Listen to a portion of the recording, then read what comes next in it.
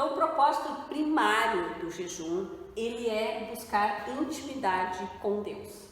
Todos os outros devem ser lícitos, devem ser agradáveis a Deus, devem ser relevantes, mas nós temos que entender que o propósito primordial é buscar o maná de Deus. Então agora nós vamos ver na palavra do Senhor alguns exemplos de como foi utilizado o jejum.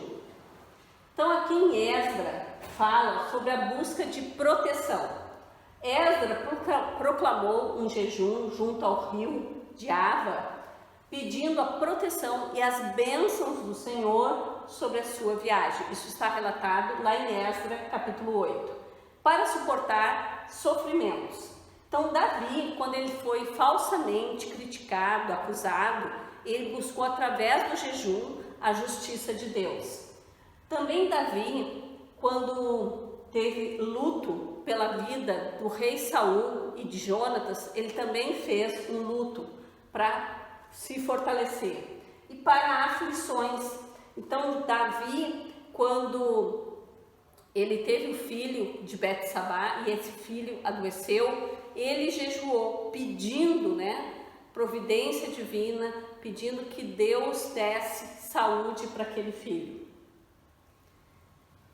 Para arrependimento de pecados. Então Samuel e o povo de Mitza jejuaram, pedindo arrependimento dos seus pecados. Cura, Davi jejuou e orou pedindo pelos enfermos, pelos amigos dele. Isso aí está relatado lá no Salmo 35. Busca de intimidade de Deus, que é o porquê, o motivo primordial do jejum. Ana não saía do templo, orando e jejuando frequentemente. Isso está relatado lá em Lucas capítulo 12. Davi disse, humilhei-me com jejum. Isso aí está relatado no Salmo 35. O jejum intercessório. Daniel orou e jejuou por Jerusalém e o seu povo. Esther também, não sei se vocês lembram, que havia um decreto real do rei Assuero, por causa de todas umas artimanhas, que colocavam que era para ser o povo judeu ser eliminado. Quando Esther ficou sabendo disso, pelo seu tio Mardoqueu, ela levantou um jejum. Para quê? Para que o povo dela fosse salvo. E aí, nesse jejum, foi pedido que Deus desse uma estratégia, desse uma maneira dela ir até o rei Assuero e pedir. Por quê? Porque naquela época, nenhuma pessoa podia chegar na sala do trono e falar com o rei, a não ser que o rei o chamasse. Ou, se a pessoa fosse, ela podia ser morta, a não ser que o rei estendesse o cetro, dizendo, ela ganha vida e ela pode falar comigo, essa pessoa. E foi exatamente isso que aconteceu com Esther. Ela teve o favor do rei Assuero. Também para consagração. Lá em Números 6, fala sobre o voto do Nazireu, aonde envolvia abstinência e jejum de alguns alimentos. Também lá em Deuteronômio 8 e também em 1 Reis 21, fala da atuação do Espírito Santo, trazendo uma verdadeira revelação de como está o nosso coração. Então nós jejuamos também para isso. Para a batalha espiritual, Jesus mencionou que determinadas castas de demônios só saíam através de jejum e de oração. Para preparar-se para o ministério, o próprio Jesus, ele fez jejum para ir lá para o deserto, para enfrentar um grande inimigo, que era o diabo, para ministrar ao Senhor. Então lá em Atos 13 fala que os líderes de Antioquia jejuavam apenas para ir adorar ao Senhor. Então o jejum como uma preparação para o ministério.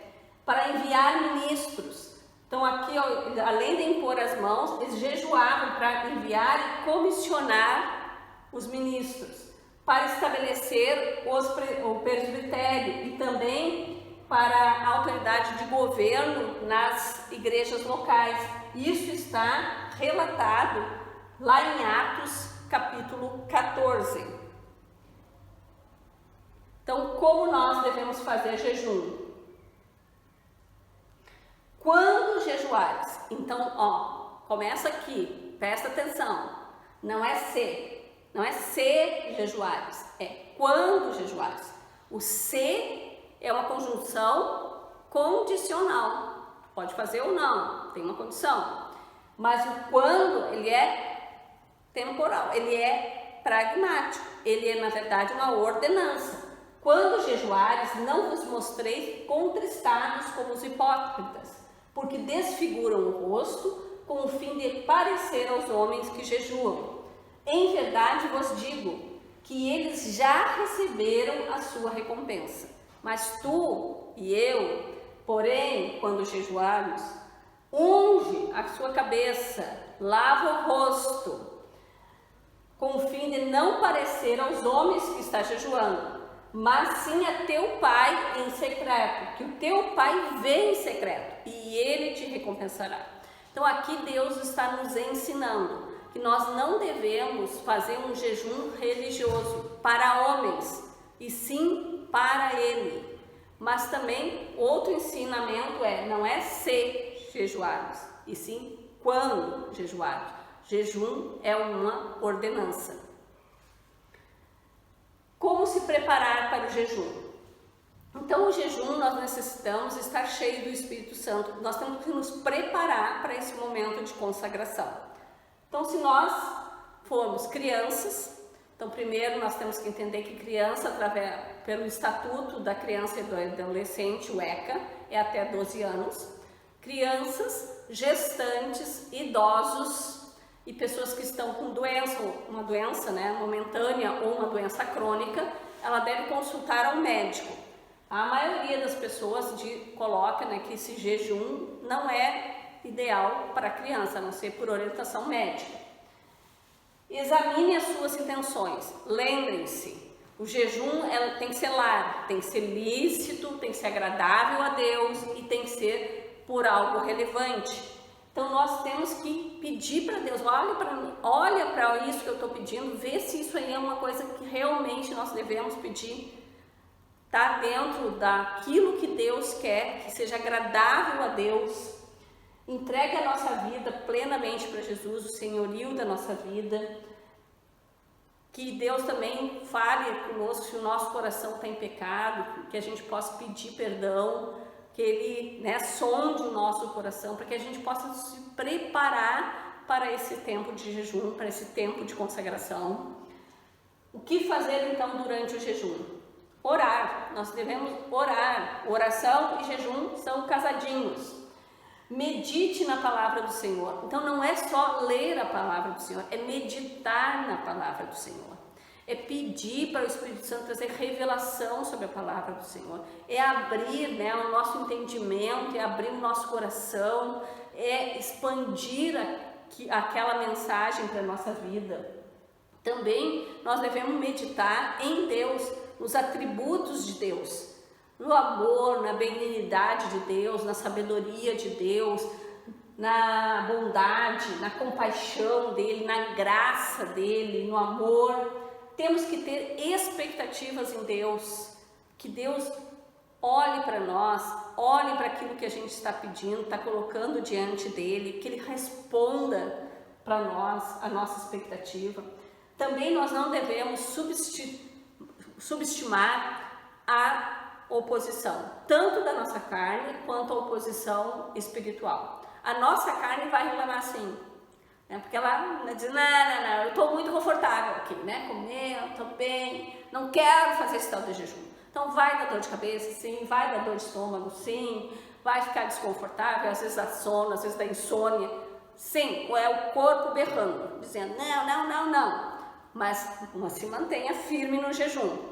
E também tem a oposição espiritual. Claro, você está se posicionando espiritualmente, o diabo quer isso? Não, não quer. Então vai ter mais brigas em casa, vai ter mais briga na igreja, no trabalho? Sim. Né? Por quê? Porque eles estão fazendo toda uma opressão para que tu não faça jejum. Então, demonstre também uma atitude de alegria. Lembra? Deus disse que Ele vem em secreto, o nosso jejum, que não é para a gente fazer para homens. Então, trabalhe, né, com alegria nesse rosto. Importante, não se descuide da água. Então, o jejum, ele necessita de água, nosso corpo necessita ser hidratado. Então, todo jejum faça tomando água. O jejum total, o pessoal só com acompanhamento médico. Cuidem isso, não façam loucuras. Esqueci que eu estava fazendo jejum e aí comi alguma coisa. Pode acontecer? Pode acontecer com qualquer um de nós. Mas o que é importante? A gente saber que o nosso Deus não é um Deus julgador, não é um Deus que aponta, nos acusa. Não. Deus sabe, nos conhece a intenção do nosso coração. Então, se nós não fizemos aquilo por mal, nós não fizemos aquilo como desobediência, vai lá, fala com Deus e pronto, continua o teu jejum. Posso comentar que eu estou em jejum e abstinência de alguma coisa? O que a palavra diz? Que não é para homens, é para Ele, em secreto. Esta é a regra. Mas claro que para algumas pessoas nós vamos ter que contar que estamos em jejum. Por exemplo, aqui em casa, se eu disser assim, vou fazer um jejum de carne, como é que eu não vou contar para o Bolson e para a Luísa, que é minha filha, que eu estou em jejum? É impossível, eu tenho que colocar para eles. Aqui diz que não é para te contar para todo mundo e sair se vangloriando, não é para te contar para toda a igreja, olha, estou fazendo jejum, contar para os vizinhos, contar para não sei quem. Não, o jejum é tu e Deus. Também eu posso fazer trocas, sugestões da mudança do jejum. O que diz a palavra? Se tu fizer um voto, cumpre. Deus não gosta que a gente fique brincando com Ele. Agora eu acho assim, que tem um caso que é excepcional, que é quando tu adoece. Bom, Deus não nos quer mal, Deus nos quer bem, nosso Deus é um Deus zeloso. Então, quando acontecer uma coisa assim, vá diante dele, coloque, né, a situação como uma exceção. Tipos de jejum. Então, tem o jejum total, que é sem água, sem comida. Tem o jejum parcial, um exemplo, né, é aquele de Daniel, das iguarias. Tem o jejum normal, que tu faz jejum de refeições e toma água. E o jejum de pão e água. Jejum na palavra tem vários exemplos. Por exemplo, para preparação e batalha espiritual. Esse foi o jejum que Jesus fez antes de ir para o deserto guerrear com o diabo. Busca de consagração e não contaminação. Exemplo, aqueles 4 moços que estavam lá na Babilônia, que eles fizeram um jejum pedindo, né, para não tomar as iguarias do rei. E aí lá no final diz assim, ó, Daniel 1:17, que é o resultado desse jejum. Diz assim, ora, esses 4 moços, Deus deu conhecimento, inteligência e todas as letras e sabedoria, mas a Daniel deu entendimento em toda a visão e sonhos. Também para busca de resposta, batalha espiritual. Aí é o jejum de Daniel de 21 dias, que esse é bem famoso. Então, naqueles dias, né, Daniel fez esse jejum e ele não comeu nada que era desejável, nem carne, nem vinho, entrou na boca dele. E a resposta desse jejum veio e está lá em Daniel 10:12-13, aonde o anjo mensageiro chega e fala com Daniel e diz: Daniel, no primeiro dia que tu colocou diante do trono de Deus, Deus já mandou a resposta. Mas no meio do caminho eu fui interceptado pelo rei da Pérsia, que é uma potestade, e tentou, né, guerrear, mas ele estava perdendo o negócio. Aí veio o arcanjo Miguel, guerreou, e aí ele conseguiu ir lá e entregar a resposta de Deus para Daniel. Então é uma batalha espiritual. Para busca e auxílio na aflição. Lembram de Natã, o profeta Natã, que ele chegou e falou com o rei Davi, dizendo, né, que não tinha ficado às cegas, né? Deus continua olhando, continua sendo onisciente, e que viu o pecado do rei Davi com o Betsabá. E aí o filho dele foi ferido pelo Senhor, e o Davi então fez um jejum, um clamor pela criança, mas a criança veio a falecer porque Deus já tinha dado juízo. O jejum de intercessão. Então Neemias estava lá com o copeiro do rei e ele fez então, ele ouviu, né, falar que lá em Jerusalém havia uma grande miséria, as pessoas estavam com fome, os muros de Jerusalém tinham sido destruídos, queimados, e aquilo doeu muito no coração dele. E aí ele fez um jejum para que Deus falasse ao coração do rei e permitisse que liberasse ele para ir lá e reconstruísse os muros de Jerusalém.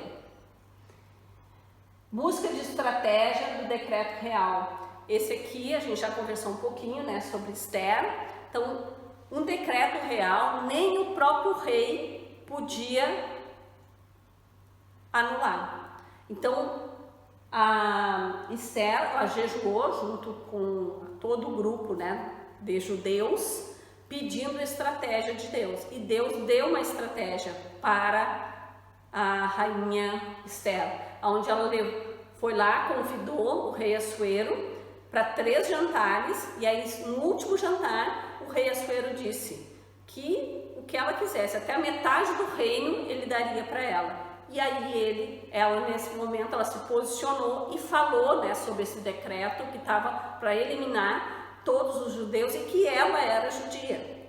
E aí o rei disse, então tá, então agora vou te dar o meu selo e aí tu pode fazer as coisas para que o teu povo possa se salvar. E aí elas fizeram outro decreto, onde nesse decreto os judeus podiam salvar a sua própria vida, quer dizer, podiam batalhar pela sua própria vida. Busca de autoridade. Então Jesus, né, foi questionado pelos seus discípulos por que eles não puderam expulsar aqueles demônios daquela criança. E aí Jesus diz para eles que era por causa da sua incredulidade e também porque aquela casta de demônios só se expulsava com jejum e oração. Então aqui Jesus está ensinando aos seus discípulos 2 coisas importantes: que o jejum nos ajuda a fortalecer a nossa fé e que tem algumas castas demoníacas que só através do jejum e da oração para serem expulsos. Cura também. O jejum então pode ser uma arma para nos ajudar na cura. Então, lembram quando o profeta Isaías registrou uma profecia e Jesus, quando ele começou o seu ministério, lá em Lucas 4, diz que ele leu essa profecia e diz que essa profecia tinha se cumprido, que ele diz que o Espírito do Senhor está sobre mim, pois que me ungiu para evangelizar os pobres, enviou-me para curar os contritos de coração, proclamar a liberdade aos cativos, a restaurar a vista aos cegos, pôr liberdade aos oprimidos e anunciar o ano aceitável do Senhor. Isso foi um comissionamento de Cristo, mas depois ele nos comissionou também. E através do jejum, essa arma poderosa, nós também podemos nos fortalecer para executar esta comissão. Para soltar os cativos de Satanás. Lá em Isaías 58, fala sobre o jejum que é agradável a Deus. E um dos itens que ele coloca é exatamente isso, para que a gente ore, né, para que a gente coloque aquelas pessoas que estão presas por Satanás, para que elas possam ser libertas. Por santificação pessoal. Então, lá em Joel 2,12 diz assim: ora, porém, declara o Senhor, voltem a mim de todo o coração, com jejum, lamento e pranto. Agora eu vou conversar com vocês um pouquinho sobre o que está descrito lá em Esdra 8. Fala assim: então apregoei ali um jejum junto ao rio Ava, para nos humilharmos diante da face de Deus, para lhe pedirmos caminho seguro para nós, nossos filhos e para todos os nossos bens. Aqui o que mostra? O motivo certo, o propósito lícito e específico que Neemias colocou diante de Deus. E mais, ele tinha dito para o rei que o rei não precisava mandar escolta, porque Deus iria proteger todo aquele povo, ia proteger aqueles que são deles. Então, nesse momento, também aqui a fé, né, em Deus, em testemunho da bondade de Deus aparece. E aí tem a resposta disso, diz assim: nós, pois, jejuamos e pedimos isso ao nosso Deus, e moveu-se pelas nossas orações. Então, Deus respondeu aquele intento, aquela motivação que Esdra levou para Deus. Então, quando Jesus ele foi questionado por que os seus discípulos não jejuavam, ele deu essa resposta. Lá em Marcos 2:21 disse assim: ninguém deita vinho novo em odres velhos. Doutra sorte, o vinho novo rompe os odres e entorna-se o vinho, e os odres estragam-se, e o vinho novo deve ser deitado em odres novos. O que é um odre? Um odre é um recipiente que ele é feito pela parte interna do animal, pode ser um bode ou uma ovelha, e ele é feito para armazenar ou para transportar água, leite, vinho, óleo e bebida forte. São as coisas que aparecem na palavra de Deus. E que isso também tem um impacto espiritual. A água é para sede espiritual ou física, né? O leite, o alimento, o vinho, o óleo, que fala sobre a cura, a alegria, a unção, se nós lembrarmos, são também, né, símbolos do Espírito Santo. E a bebida forte para a cura. Odre na fumaça, isso está lá colocado no Salmo 119. Então, depois de cortar, né, o animal, se costurava e se colocava pendurado num tripé junto à fumaça. Para quê? Para ser curtido. E esse odre ele ia endurecendo devagar, mas ao mesmo tempo ele ia ficando impenetrável. Então, vamos dizer assim, ele ficava mais resistente ao clima, a bactérias, a fungos. Ele estabilizava o material e não endurecia demais, ele ficava assim maleável, mas ao mesmo tempo impenetrável, e também para não apodrecer. Então, o odre novo para vinho novo. Por quê? Porque no momento que tu coloca dentro o vinho novo, dentro do odre, ele vai se expandir, porque ele solta gases, e aí há, né, uma expansão.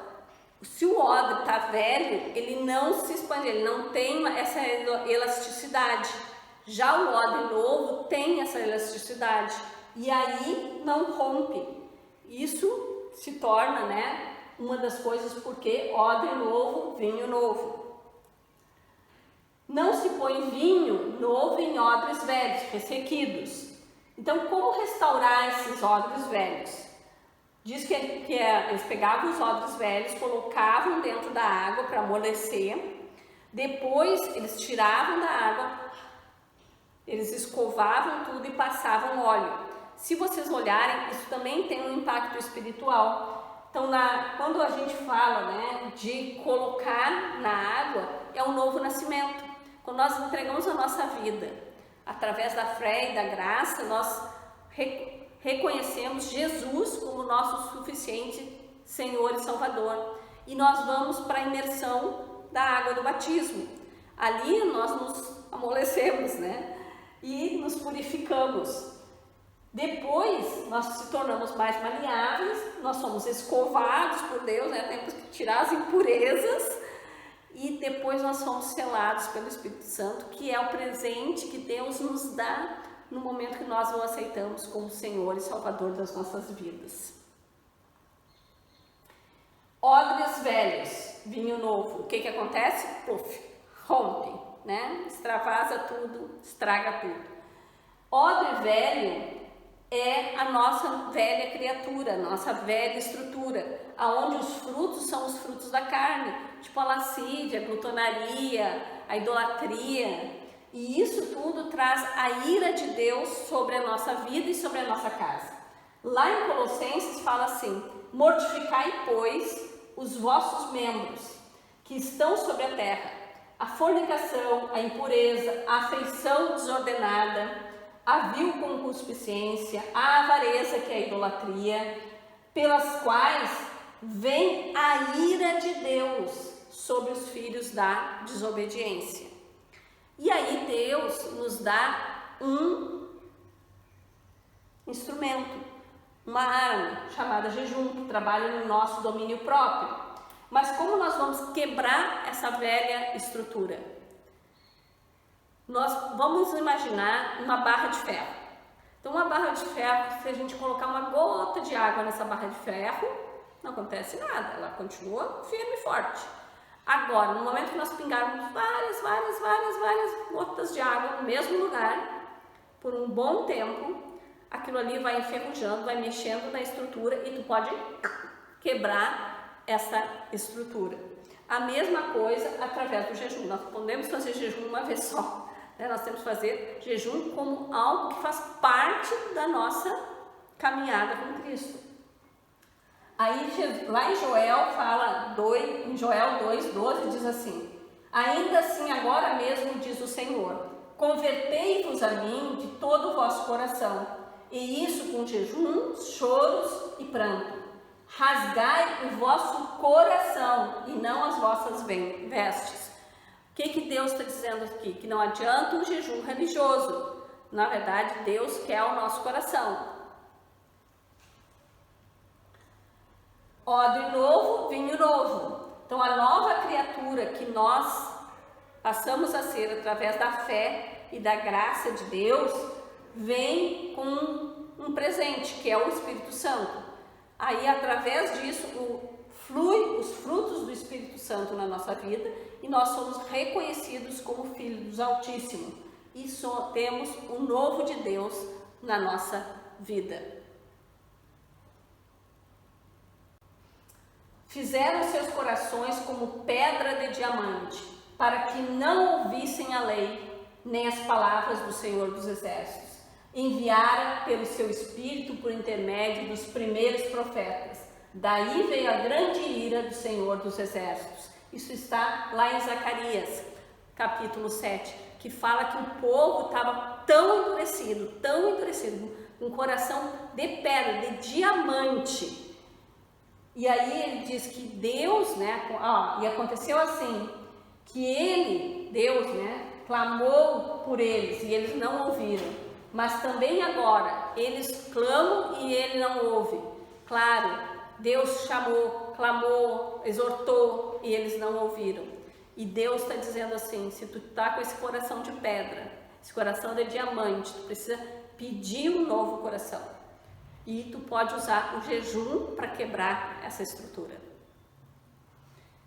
Então lá em Zacarias 7:3 fala isso, que as pessoas daquela época faziam abstinências e jejum, mas de uma forma errada, faziam de uma forma religiosa apenas, e que não era aquilo que, vamos assim, agradava a Deus.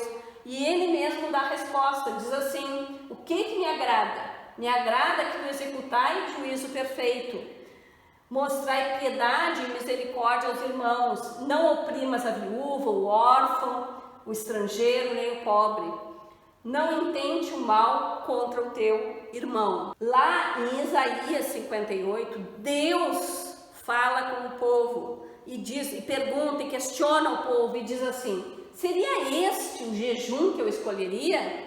Que o homem um dia aflija a sua alma, que incline a sua cabeça como junco, que estenda debaixo de si um saco de cinza?